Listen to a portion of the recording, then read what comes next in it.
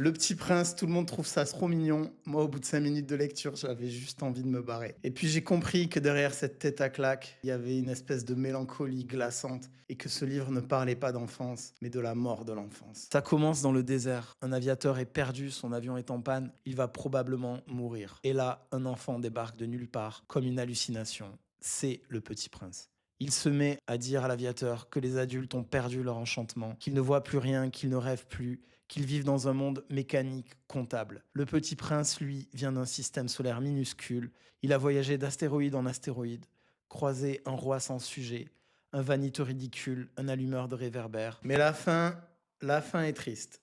Le Petit Prince voudrait rentrer chez lui, mais il ne peut pas, il est devenu trop lourd pour faire le voyage.